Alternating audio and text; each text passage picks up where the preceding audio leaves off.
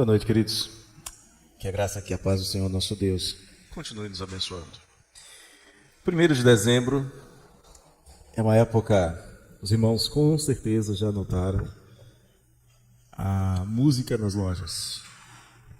Com certeza já notaram os enfeites. A cristandade ocidental se prepara para comemorar o nascimento do Redentor, para celebrar a encarnação do Verbo da vida. E alguns discutem sobre o uso de figuras, como, por exemplo, um velhinho de barba branca, de roupas vermelhas, exceto lá no Rio Grande do Sul, onde alguns vestem-se de azul. Alguns estão preparando para ceias, para as comidas. Enfim, é uma época oportuna para nós falarmos sobre o nascimento de Jesus. E uma das coisas importantes sobre Jesus, ou deveria ser, que Jesus nós cremos. Que Jesus nós estamos celebrando o nascimento.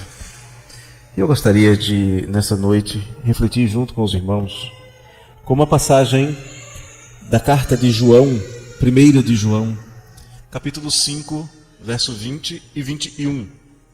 Primeira carta de João, capítulo 5, versos 20 e 21. E convidar você a refletir sobre como ter certeza de que você crê corretamente. Se você crê mesmo neste Jesus cujo nascimento celebra-se na cristandade do Ocidente nesta data.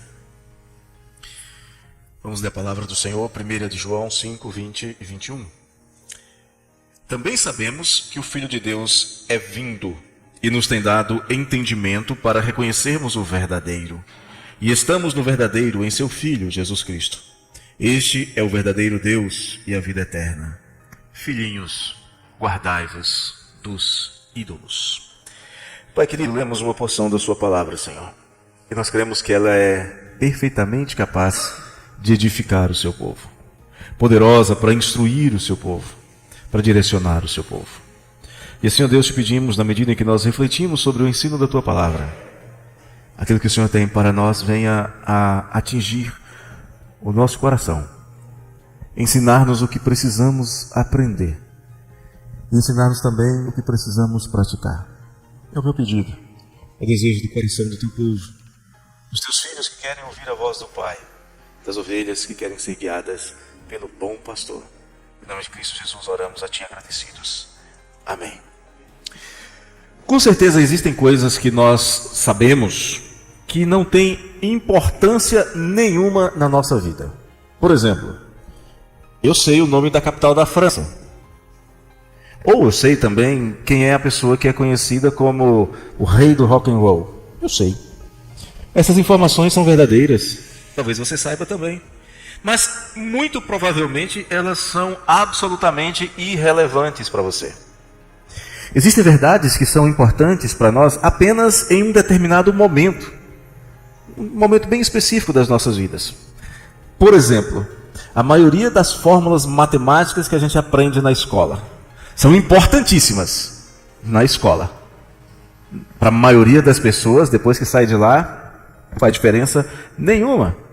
Outras informações importantíssimas são, por exemplo, as distâncias entre cidades quando você está planejando uma viagem. Depois que você fez a viagem, aquelas informações não têm mais relevância, não têm mais importância nenhuma para você. São informações verdadeiras, são informações úteis que se tornam rapidamente bem irrelevantes. Existem verdades, porém, que são eternamente relevantes, que são importantíssimas. E é sobre estas verdades que nós vamos refletir nesta noite, baseados no texto que nós acabamos de ler de 1 de João, capítulo 5, verso 20. Nós entendemos que as verdades contidas na palavra de Deus, elas são eternamente relevantes. E neste texto, o apóstolo João faz uma afirmação que é fundamental, que você precisa não só conhecer, mas também aceitar. E que informação é essa? É que Deus enviou o seu Filho ao mundo com uma missão especial. Mostrar o seu amor salvador para que todo aquele que nele crê não pereça, mas tenha a vida eterna. Ele veio ao mundo para salvar pecadores que estavam mortos em seus pecados, exatamente como eu estava, exatamente como você estava, escravizados sob o poder de Satanás e condenados à morte e ao inferno eternamente. Esta é uma verdade bíblica que é relevante. Jesus veio para revelar a graça salvadora de Deus para todo aquele que nele crê.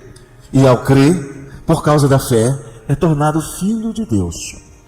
E essa verdade não pode ser tratada como uma questão de geografia, de história, de sociologia, de matemática, porque é uma verdade fundamental e eterna e faz toda a diferença. Esta verdade é recebida pela fé. Essa verdade é tão importante que ela é confirmada nos nossos corações pelo próprio Espírito Santo de Deus. Não é a repetição de um professor, mas é o selo do Espírito de Deus que vem para confirmar essa verdade nos nossos corações. Negar essa verdade é negar o Salvador divino. É permanecer eternamente sob a ira de Deus. Crer que o Filho de Deus veio em carne é evidência de que você já foi tornado um filho de Deus, que já foi salvo da condenação e do inferno, porque todo aquele que crê que Jesus Cristo, o Filho de Deus, veio em carne, tem vida no nome de Jesus. Eu creio que o Filho de Deus já veio. Você crê nisso? Se você crê, qual a importância de crer que Jesus é o Filho de Deus, que é o Salvador, e como essa verdade tem transformado a sua vida? Pense nisso. Que atitudes práticas você que é crente pode tomar para evitar que outras coisas tomem o lugar desta verdade tão importante no seu coração? Que atitudes você tem tomado?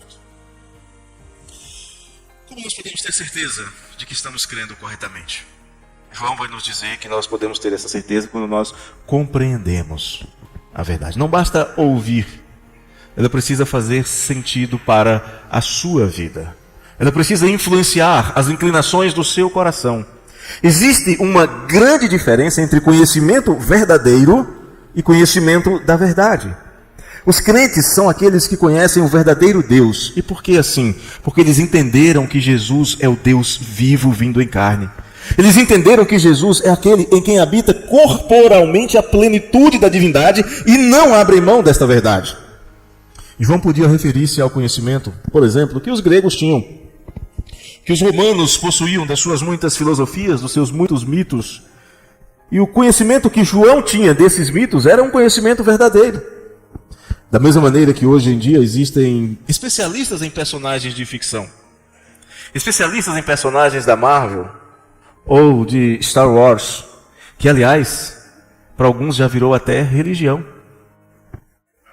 O apóstolo Paulo em Atenas disse que os gregos tinham conhecimento verdadeiro a respeito da existência de um Deus criador e preservador. Mas eles tinham uma multidão de deuses. Eles sabiam de uma verdade: existe um Deus que criou todas as coisas. Mas eles não conheciam o verdadeiro Deus. E por isso eles construíram um altar destinado exclusivamente ao Deus que eles não conheciam. No fundo, eles sabiam que os seus deuses não supriam o que a sua filosofia afirmava, o que o seu entendimento lhes dizia. Eles tinham muitos deuses superpoderosos, mas no fundo do coração deles, eles sabiam que só podia haver um absoluto. Só podia haver um Deus supremo. Só podia haver um Deus todo-poderoso. E se há um Deus todo-poderoso, isso exclui todos os demais deuses poderosos. Esse é o tema fundamental dessa carta de João. O evangelho que anuncia que o Filho de Deus já veio, que os judeus rejeitaram como escândalo, que os gregos e romanos consideravam loucura e tolice, é justamente o conhecimento, o reconhecimento desta verdade. Não se trata mais de esperança, de que um dia talvez o Messias venha, mas é o conhecimento de que ele veio e que o seu nome é Jesus Cristo. E que Deus o exaltou sobremaneira. Ele deu o nome que está acima de todo nome. Não se trata de uma hipótese abstrata como a filosofia. Não é uma teoria com a qual se pode trabalhar e chamar de ciência, como o evolucionismo. Não é ficção, não é mitologia, como eram os contos das divindades antigas, gregas, romanas, nórdicas, africanas ou americanas. Nenhum deles é de verdade. Mas João apresenta o conhecimento de Deus como um conhecimento real, um conhecimento verdadeiro, um conhecimento que é fruto de um entendimento espiritual que é proporcionado pela palavra revelada de Deus, que diz que Deus enviou o seu Filho, o seu único Filho, Jesus Cristo, para revelar-se, para mostrar-se amoroso, gracioso, salvador e ao mesmo tempo justo e justificador de todo aquele que nele crê. Aceitar qualquer coisa diferente disso é apenas crendice, é apenas superstição, mesmo que pareça religião. Mas aceitar a revelação da verdade que vem do verdadeiro Deus é fé e produz salvação.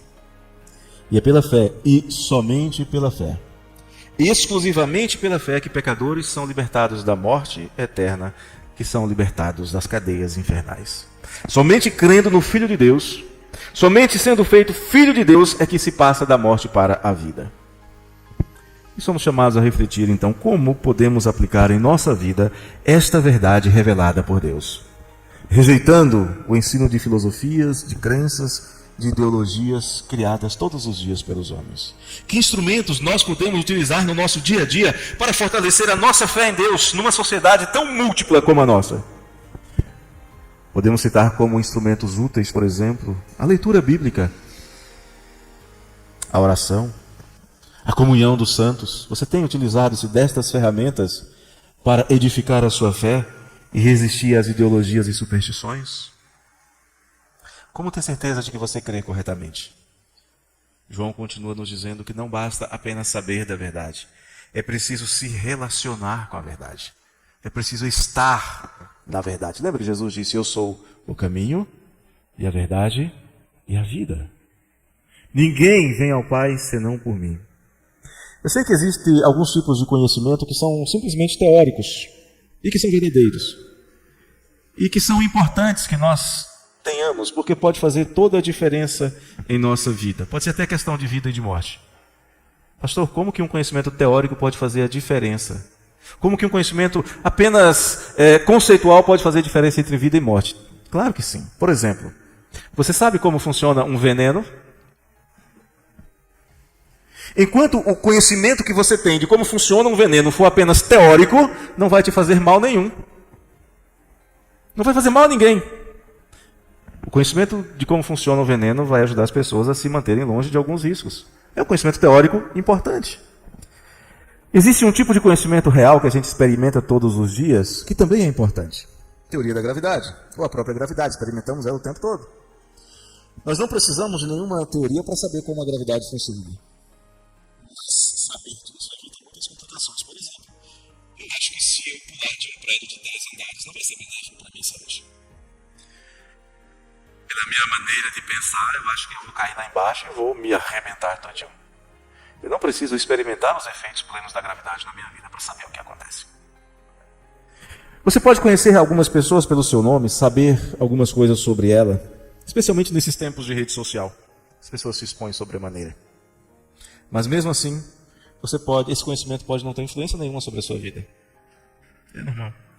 Mas é um tipo de conhecimento que nós só podemos ter se nós tivermos intimidade, que é impossível com qualquer outra pessoa. É o relacionamento com Deus. O relacionamento com o verdadeiro Deus. O tipo de relacionamento que nós podemos ter com Deus, nós não podemos ter com mais ninguém. E João fala disso dizendo que nós os que cremos, estamos no verdadeiro Deus. Um conhecimento de relacionamento. Um conhecimento que não pode ser explicado pela ciência, nem pela tecnologia mais avançada que o homem vier a criar. É um conhecimento que não pode ser explicado pela filosofia, por mais que o homem reflita a respeito. Estar em Cristo é um tipo de conhecimento que não pode ser transmitido por meio de aulas, nem pelos mais competentes dos pedagogos ou teólogos. Tudo que pode ser obtido por ciência, filosofia, pedagogia, antropologia ou qualquer outra ciência humana é insuficiente. E Paulo diz que deve considerar-se essas coisas como refúgio, porque é muito melhor ser encontrado em um relacionamento verdadeiro com o verdadeiro Deus. É um tipo de conhecimento que quem está em Cristo, quem está no verdadeiro, não precisa de pedagogia ou de filosofia para te ensinar. Não precisa da ciência para ele saber que é realmente um filho de Deus. Filosofia, pedagogia, ciência não diz para mim, não prova para mim, não prova para ninguém que eu sou um filho de Deus. É um conhecimento que só é possível pela ação do próprio Filho de Deus. Quando Jesus pergunta a Pedro, quem dizem as pessoas que eu sou? Aí eles vão apelar para a história, para a teologia. Tu és um dos profetas, é Elias, é isso, é aquilo, é aquilo outro. E então Jesus pergunta, mas vocês que estão comigo, quem eu sou para vocês? E Pedro então diz, tu és o Cristo, o Filho do Deus vivo. E a resposta de Jesus é, muito bem, Pedro. Mas não foi você quem descobriu isso, foi o Pai quem te revelou. É um tipo de conhecimento que só pode ser obtido com relacionamento íntimo com Deus vivo. E para você ter esse conhecimento, você tem que ser nascido de novo. Tem que nascer de novo pela fé. Tem que ter sido feito nova criatura. Você tem que poder afirmar, como Paulo afirmava, que esta vida que você agora tem é uma vida que é vivida no Filho de Deus e que você já não vive mais para si mesmo, porque Cristo vive em você. Em Gálatas, no capítulo 2, Paulo diz exatamente isso. Logo, já não sou eu quem vive, mas Cristo vive em mim. E esse viver que agora tenho na carne, vivo pela fé no Filho de Deus que me amou e a si mesmo se entregou por mim. Nenhuma teoria é capaz de explicar o que só pode ser vivido por aqueles que são filhos de Deus. Por mais que eu tente explicar para alguém o que significa viver com Deus, se essa pessoa não estiver em Cristo, ela não vai compreender. Ela vai achar que é loucura, vai achar que é escândalo, que é tolice. Pode até vir a me desprezar, mas o meu Deus não me despreza. Para quem vive em Cristo, nenhuma explicação sobre isso é necessária. Mas para os que não creem, nem todas as explicações do mundo serão suficientes. Então eu tenho que perguntar para você, que tipo de relacionamento você tem tido com Deus? Como desenvolver um relacionamento mais íntimo, um relacionamento verdadeiro com Deus, além de um mero conhecimento teórico ou teológico? Como demonstrar esse conhecimento relacional que você tem com Deus para outras pessoas, mesmo que elas não compreendam, mesmo que elas não acreditem? Como você pode demonstrar que você vive em Cristo? Como você pode demonstrar amor ou serviço ou testemunhar mostrando a transformação que o relacionamento com Cristo fez na sua vida? Também podemos ter certeza de que cremos corretamente quando nós temos vida de verdade, ou temos a verdadeira vida. No nosso tempo tem havido uma tendência a endeusar pessoas. Por exemplo, alguns anos atrás, na Argentina, admiradores de Diego Armando Maradona criaram um culto, criaram uma religião para adoração a Maradona. Na antiguidade também não era muito diferente. Entre os gregos, eles criaram personagens e os divinizaram, como Heracles, Perseu e outros. A partir de uma certa época, entre os romanos, eles começaram a divinizar os seus imperadores mortos. E depois de um tempo, começaram a chamá-los de Augustos, aplicaram esse substantivo, esse adjetivo, aos seus imperadores vivos, e os imperadores passaram a acreditar que eles também eram divinos.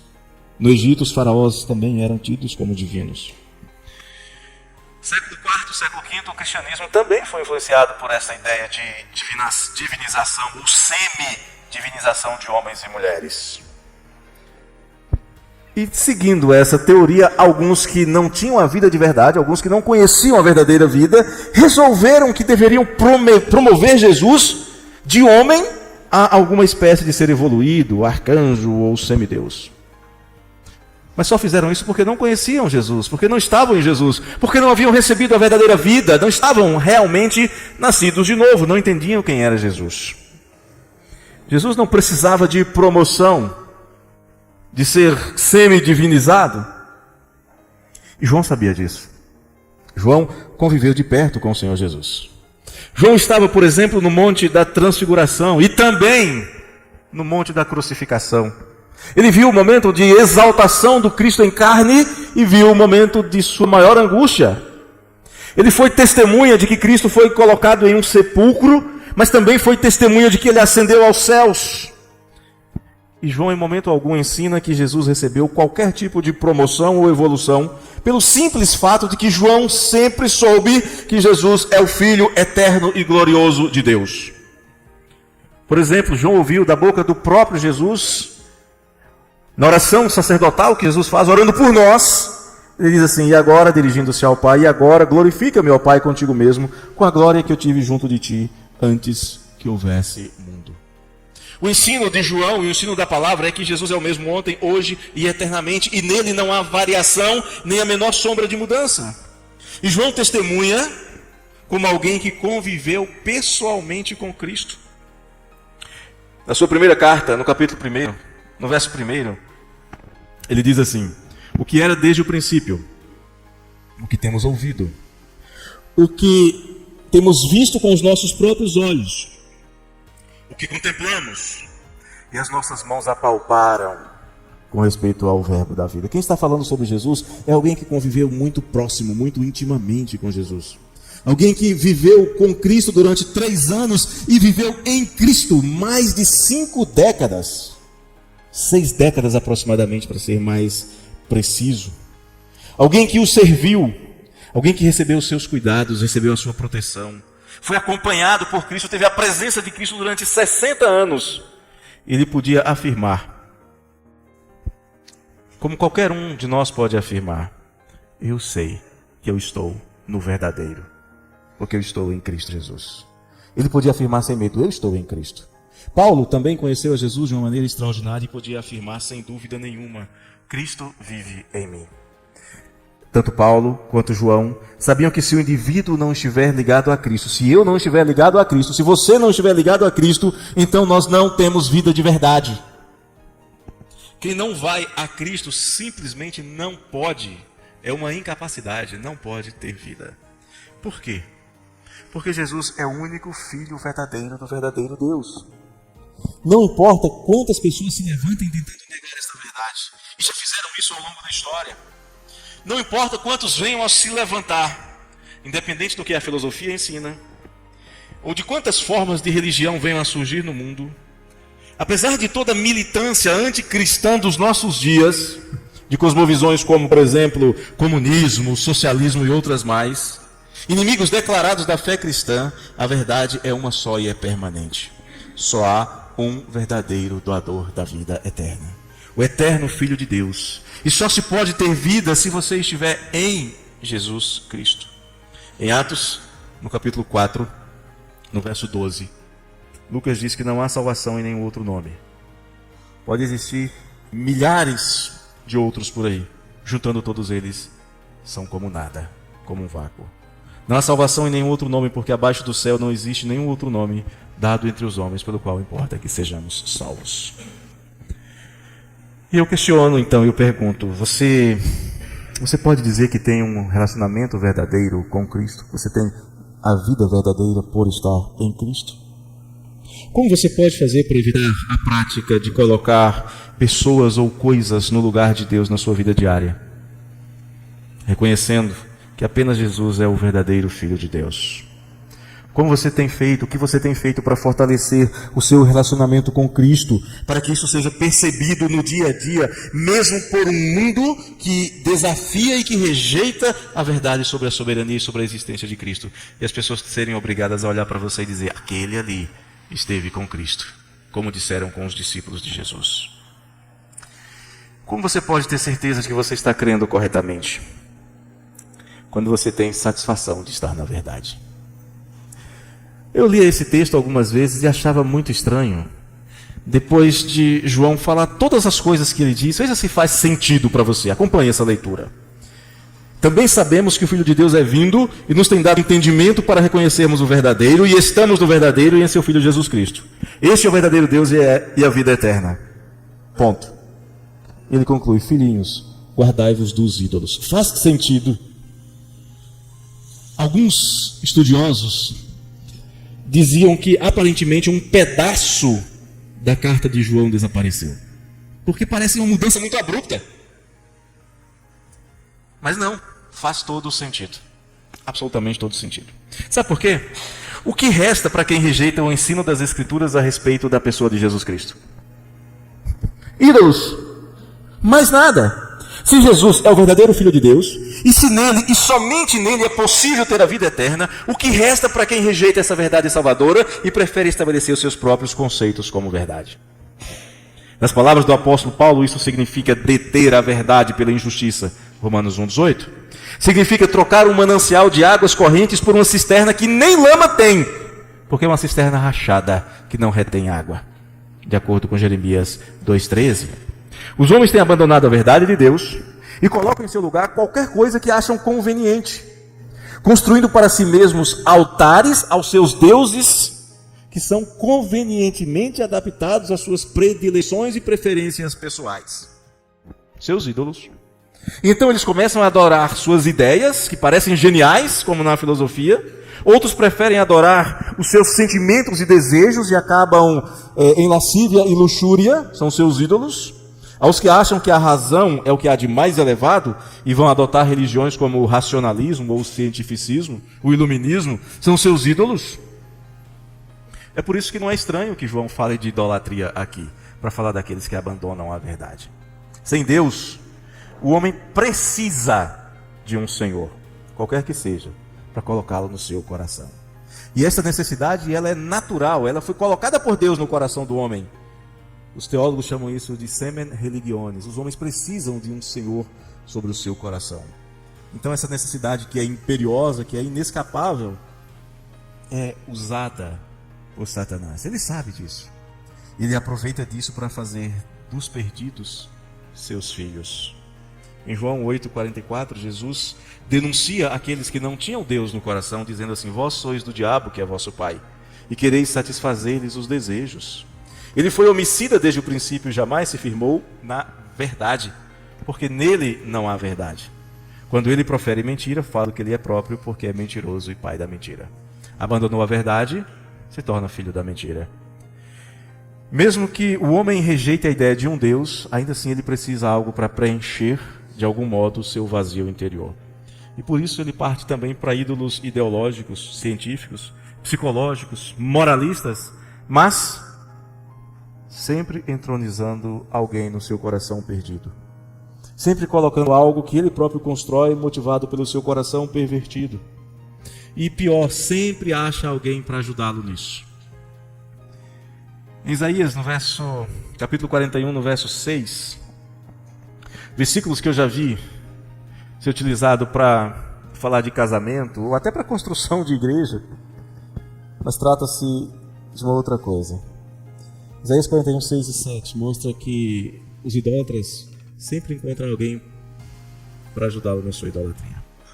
Uma outra ajudou e ao seu próximo disse: ser forte. Assim, o artífice anima ao ourives, e o que alisa com o martelo é o que bate na bigorna, dizendo: da soldadura está bem feita. Então, com pregos, fixa o ídolo para que não oscile. Abandonaram a verdade, não se firmam na verdade, fixam ídolos com prego na madeira e profundamente nos seus corações.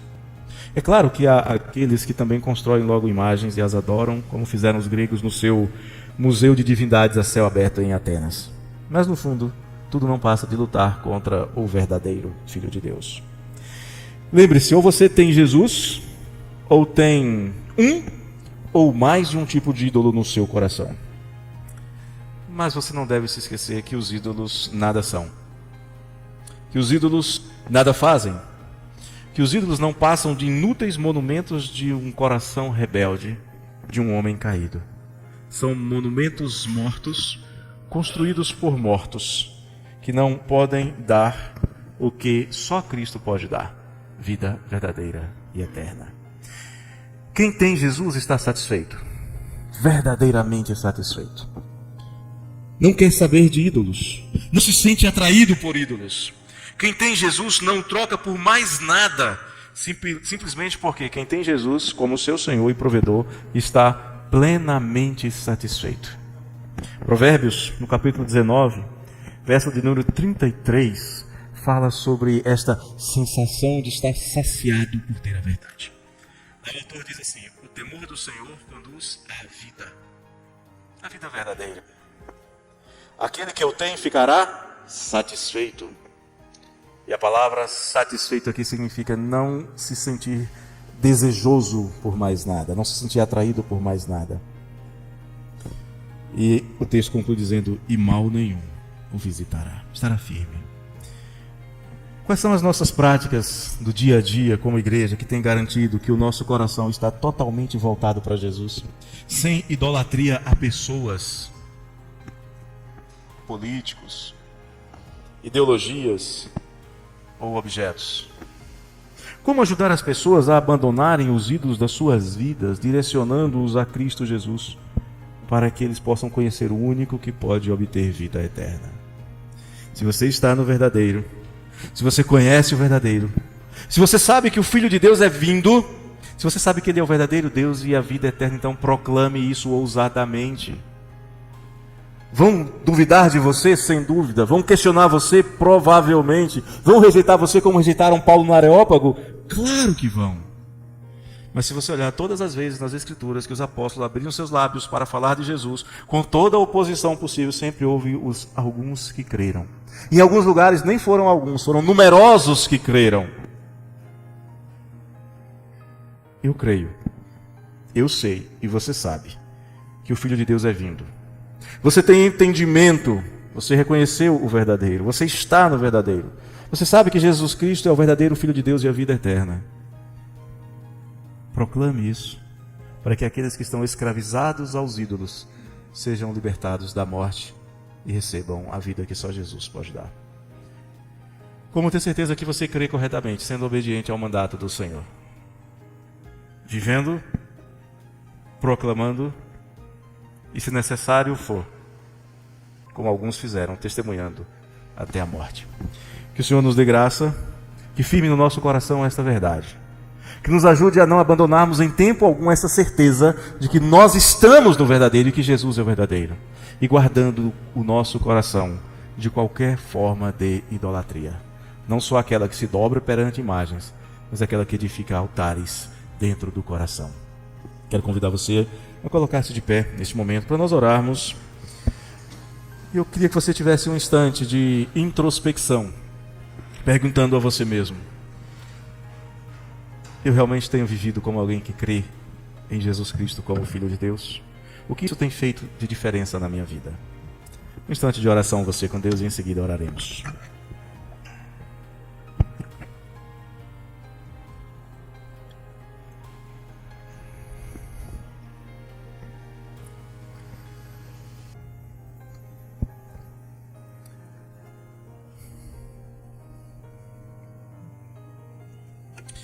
Deus amado, a Tua palavra lida nesta noite lembra que nós conhecemos a verdade e que por causa da ação do Teu Espírito em nossas vidas, nós compreendemos esta verdade.